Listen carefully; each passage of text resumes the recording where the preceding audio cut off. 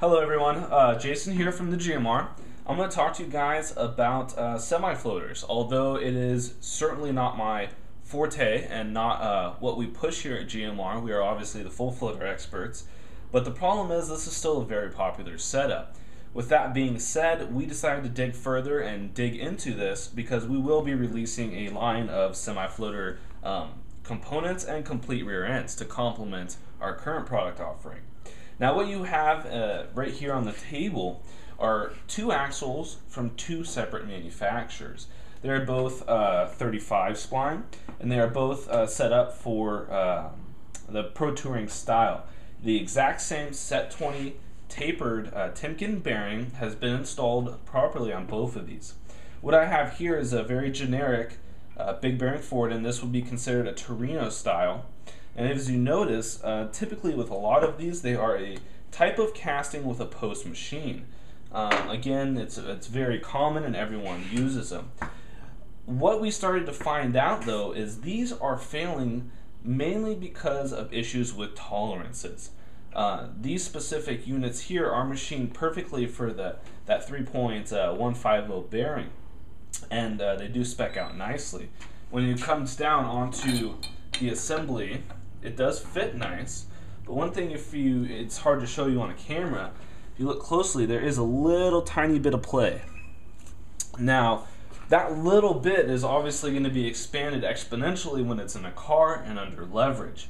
The other thing I see with these that I'm not the biggest fan of is if you notice relative to where your bearing sits and where this gets welded in, there's not a lot of space, but there's also not a lot of material. So that means to properly put the heat and weld this into an axle tube, there's a very good chance we're going to get distortion in this bearing surface and possibly this flange just due to the welding heat. Now, what we've done is we've completely changed things up, completely changed the game with these. And I'm going to go through the reasons why. For starters, after extensive research, we found that these Timken bearings, they're very good. They're very spot on with keeping them consistent. These are completely from different manufacturers, yet we have a very accurate number. What this number boils down to is we machine the inside of our specific unit to be 4/1000ths of an inch tighter tolerance than what's considered the standard. Now what that's going to do is definitely help with that little bit of play and provide a much higher quality fitment with that end piece. As you notice, it's got to be just dead on. Boom, and it goes right in place. Now with that in there, you'll see there's just no movement. I'm trying to move it, but it's not. It's perfectly set. The other thing you'll notice is on the back of this. This is designed to where you weld, it is far thicker. Thicker than the actual housing tubing, even if you're running 250 wool.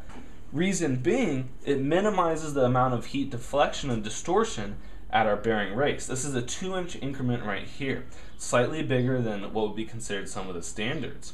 On top of that, we also run a thicker flange and 1/2-inch T-bolts that provide a slightly larger pattern. We didn't really rewrite the book on this at all. This is just a different big bearing forward style. It's a non-Torino. It runs a 1/2-inch T-bolt. With that said, this wider pattern and bigger bolts, we see less deflection in the actual brake components as well.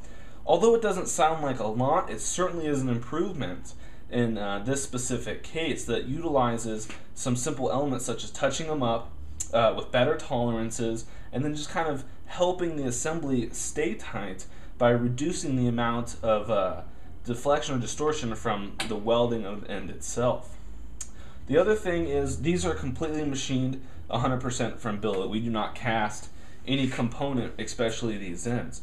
The quality of them is perfect, and each and every one comes out dead perfect as well. Again, just like everything we do, we literally put our hands on every piece before it leaves and check fitment.